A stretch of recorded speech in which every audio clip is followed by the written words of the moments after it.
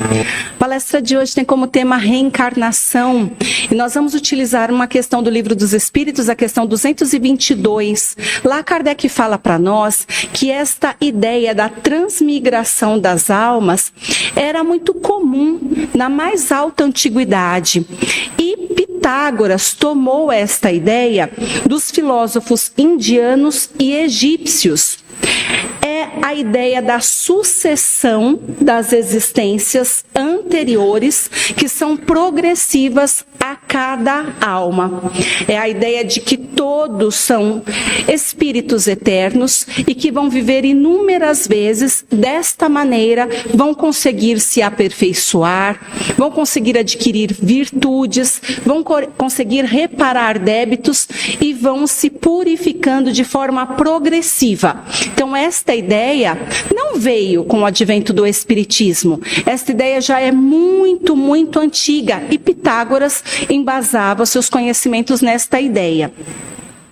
Ainda afirma aqui esta questão que os homens trazem ao nascer uma intuição do que adquiriram em existências anteriores. Então, por mais que as pessoas desacreditem esta ideia da reencarnação, de alguma forma, no seu íntimo, eles têm essa intuição de que sim, já viveram anteriormente. E aí, Kardec ainda fala, mais ou menos avançados, de acordo com estas inúmeras existências, e também conforme estejam mais ou menos distantes do seu ponto de partida. As existências sucessivas são para a alma o que os anos são para a vida do corpo. Com a pluralidade das existências, nós sabemos que existe a desigualdade social, as diferenças entre os indivíduos, as divergências, e tudo isso está certo, tudo isso está de acordo com a lei da justiça. Nós também temos a certeza de que todos nós somos diferentes, porque à medida que cada um de nós tem o seu caminho, o seu trilhar da evolução, cada um de nós tem as suas qualidades peculiares, suas aptidões, cada um de nós tem o seu desenvolvimento moral e intelectual. Então, eu posso dizer que cada um de nós que está aqui tem o seu desenvolvimento diferente. Também podemos afirmar que, mesmo que uma jovem pareça ser, então, menos desenvolvida do que uma pessoa adulta, isso não é verdade. Pode ser que esta jovem ela seja muito mais desenvolvida do que eu, porque é um espírito eterno que pode ter feito grandes avanços anteriormente, pode ter então recolhido uma grande bagagem de conhecimento, pode ter se tornado amadurecida do ponto de vista espiritual. Então é por isso que nós, quando tratamos com crianças e jovens, devemos ter toda uma humildade para ouvir o que dizem, também para mantermos uma conversação, até porque este Espírito Eterno pode ter um grande conhecimento, aptidões incríveis, pode já ter se desenvolvido moralmente muito mais do que eu, que sou mais velha no plano físico do que ela. Kardec ainda diz aqui para nós que ninguém escapa à lei do progresso. Por mais que pareça para nós que um indivíduo esteja estagnado, que ele não está assimilando nada, não está realmente se desenvolvendo, algo de bom, algo de útil, ele já assimilou nesta existência. De alguma forma, vai voltar para a pátria espiritual melhorado. Todos nós que estamos aqui encarnados, de alguma forma, colhemos experiências que vão engrandecer o nosso ser. Então, desta forma, nós dizemos, todos estão submetidos à lei do progresso. Todos voltarão, de alguma forma, dando um passo adiante. Cada cada um será recompensado por seu mérito, diante dos seus esforços pessoais, diante de toda a sua boa vontade, de tudo o que realizou em prol do seu desenvolvimento, mas também em prol do desenvolvimento daqueles que estão ao seu redor. Cada um será recompensado de acordo com suas próprias vivências e por todo o trabalho que desenvolveu no tempo em que esteve encarnado. Ninguém será excluído da felicidade suprema. O princípio da reencarnação está contido em muitas passagens do Evangelho.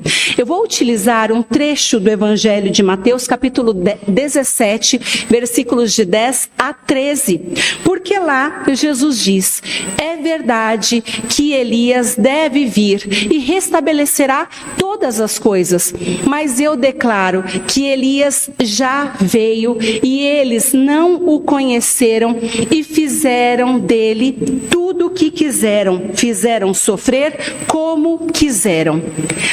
Quando Jesus disse isso aos seus discípulos, eles logo perceberam que Jesus estava falando de João Batista.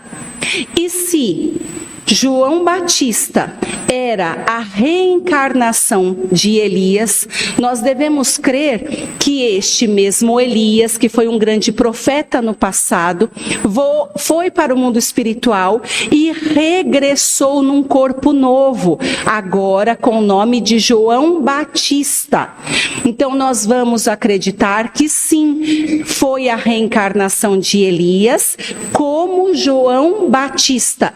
Lembrando, num corpo novo, como então um novo homem recebendo o nome de João Batista. E aqui a gente segue com o livro A Gênese no capítulo 11. E Kardec diz: a ideia da perpetuidade do ser espiritual está inata no homem, em estado de intuição e de aspiração. Nós sentimos que já vivemos outras vidas e nós desejamos que seja realmente uma realidade, que nós então não vamos acabar com a morte do nosso corpo físico.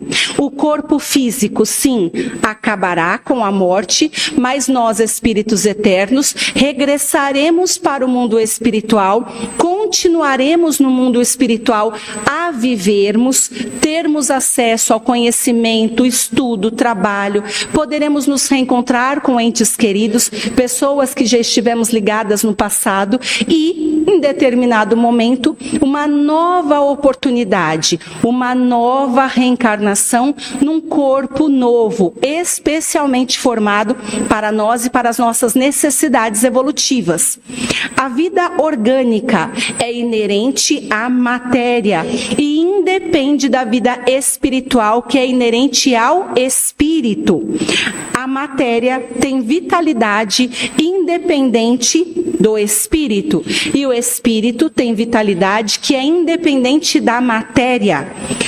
O elemento espiritual individualizado constitui os espíritos e o elemento material individualizado constitui os diferentes corpos do universo, corpos orgânicos e corpos inorgânicos. Então Kardec diz: todos os espíritos são criados simples e ignorantes.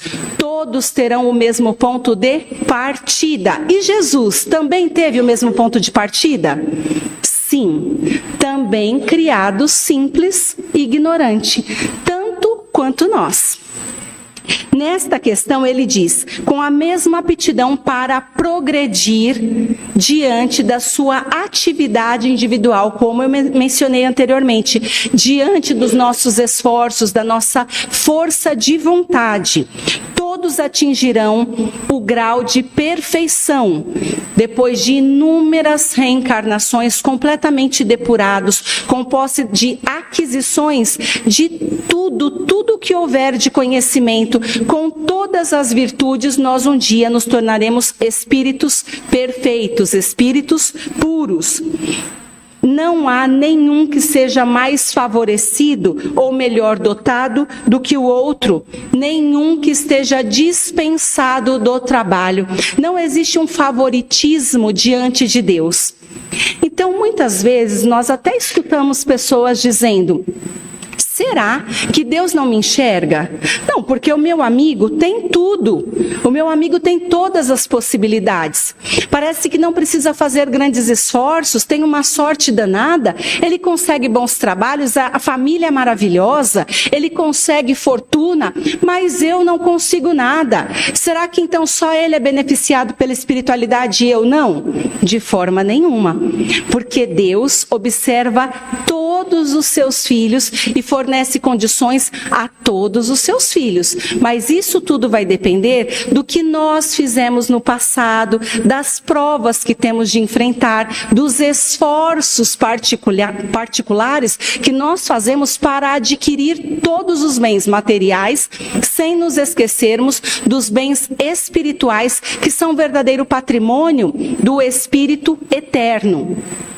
E Kardec continua dizendo: a matéria é o objeto de trabalho do espírito para desenvolvimento de suas faculdades. Por isso Deus forneceu a cada um de nós o corpo físico organizado, flexível, que fornece a nós todas as condições para que possamos trabalhar aqui na Terra, nos desenvolvendo. Ele ainda diz: e este corpo consegue receber os impulsos da vontade e prestar todos os movimentos que são necessários para nós. O corpo é o envoltório material deste espírito e instrumento deste espírito.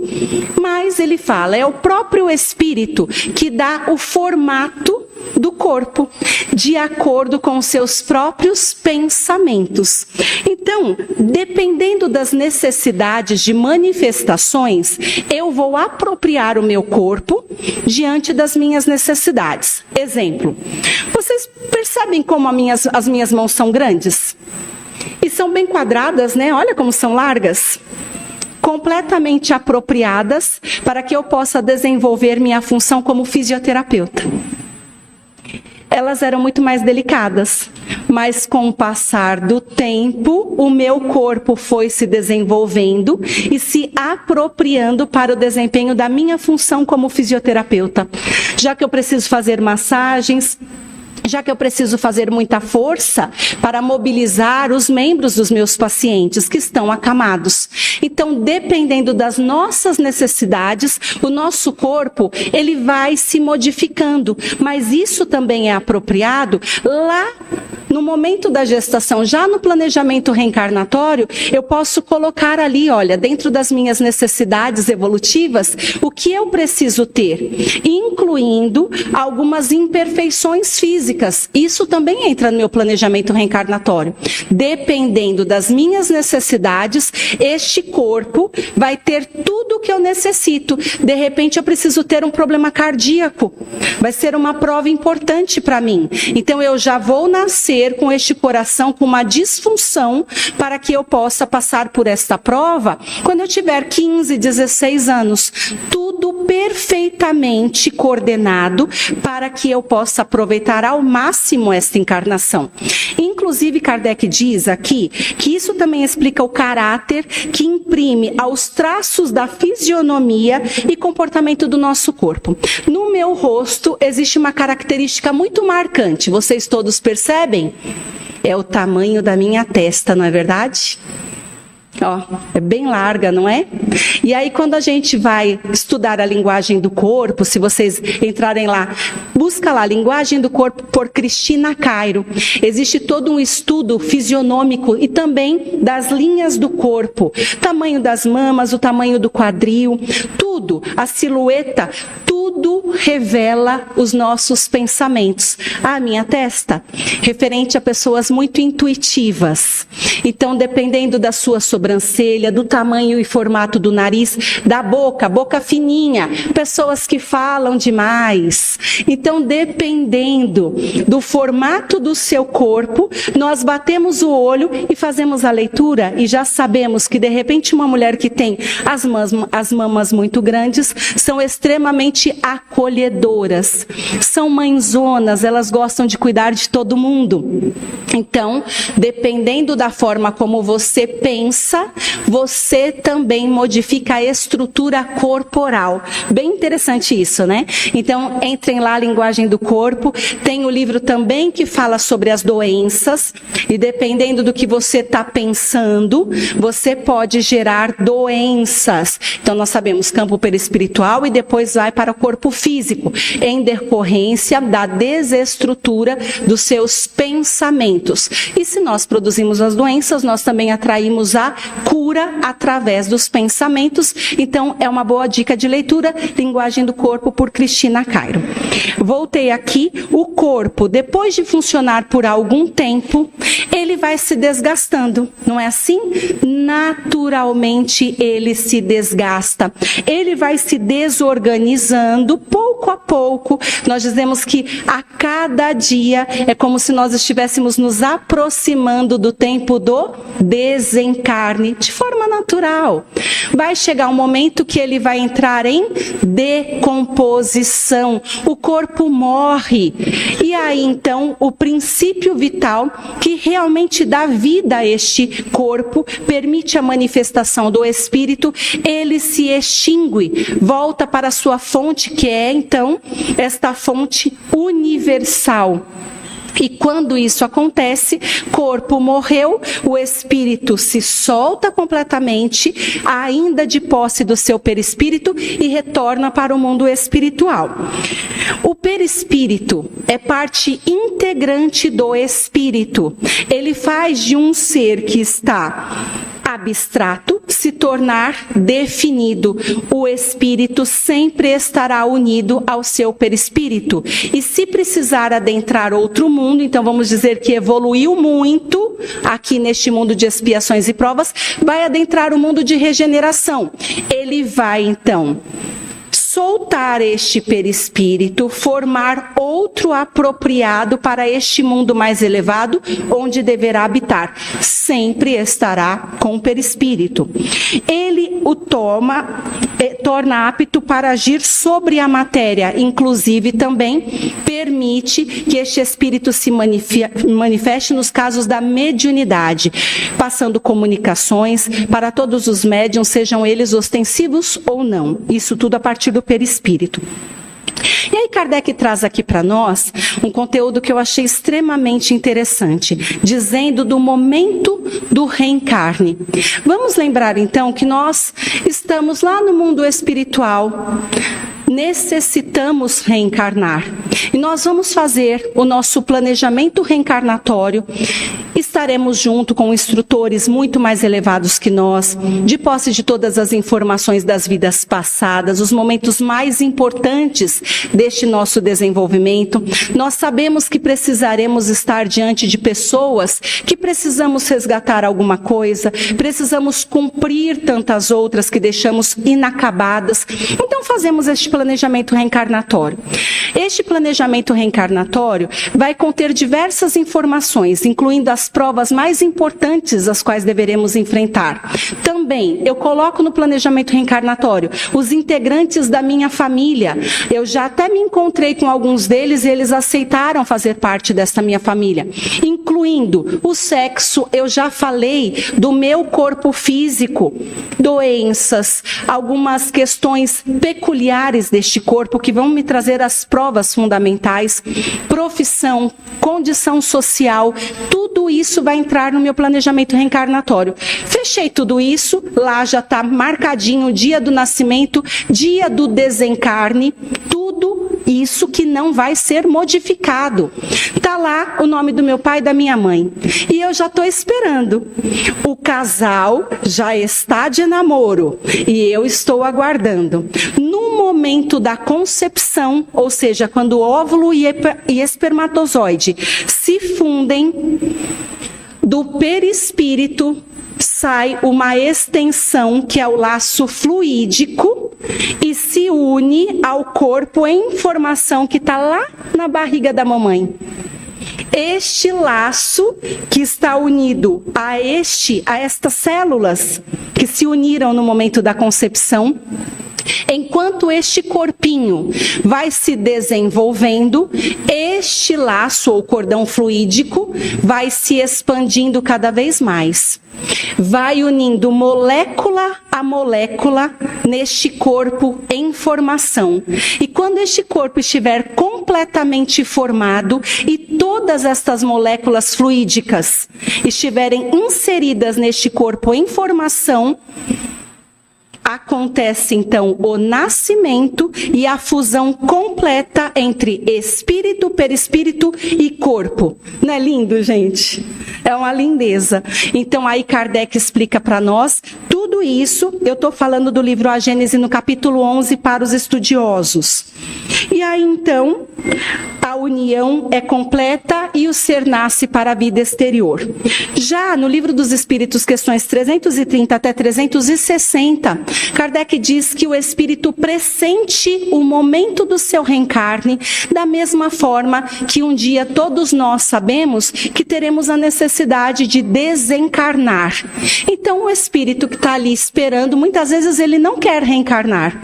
Ele está vivendo com seus amigos, ele já faz os seus trabalhos, da mesma forma que nós aqui. Ele está numa vida tranquila, trabalhando, estudando com seus amigos queridos, mas ele sente que está se aproximando o momento do reencarne. E ele pode sim sofrer com isso. A reencarnação é uma necessidade da vida espiritual. O espírito, ele pode antecipar o seu reencarne através de preces, mas ele também pode retardar, recuar diante da prova. E aí Kardec diz, porque existem covardes e indiferentes em toda parte, mas ele não faz isso impunemente. O mentor está me lembrando que isso também pode acontecer e nós podemos chamar isso de um aborto espontâneo. Quando este espírito recua diante da prova, o corpo já está se formando, ele inclusive já está ligado, mas ele não quer de jeito nenhum e pode provocar aí um aborto espontâneo.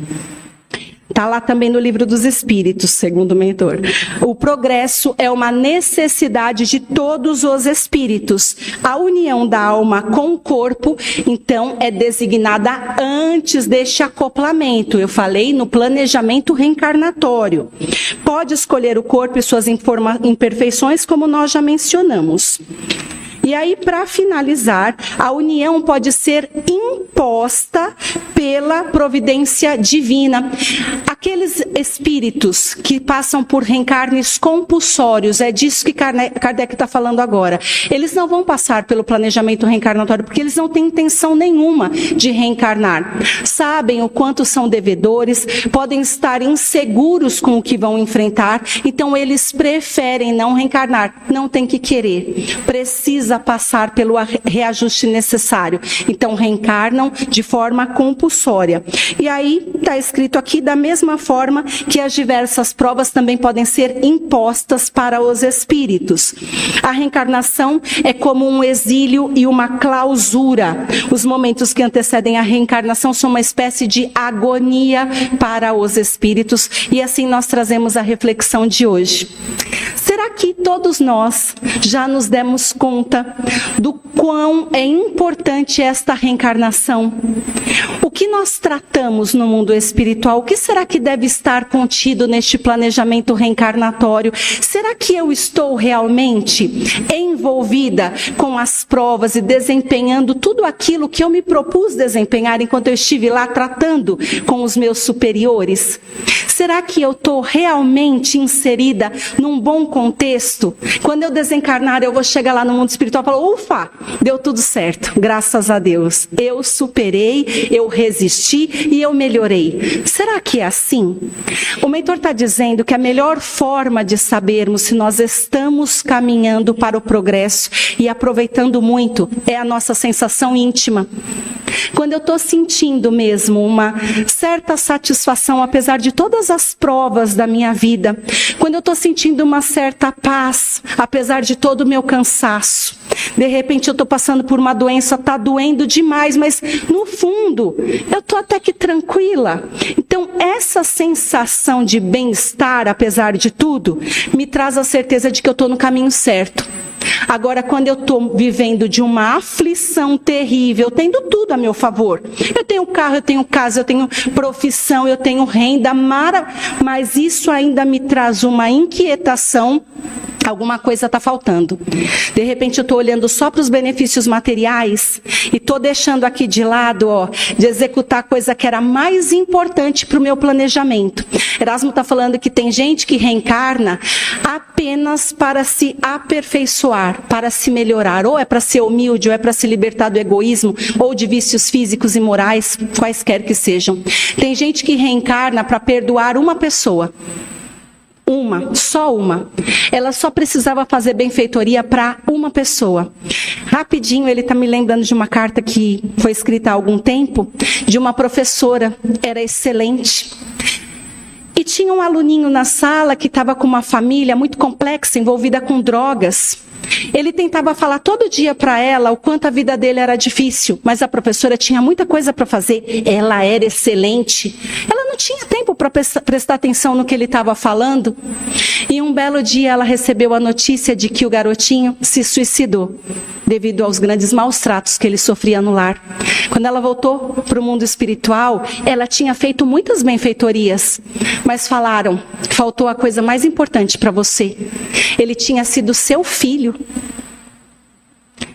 Nossa, fiquei toda arrepiada.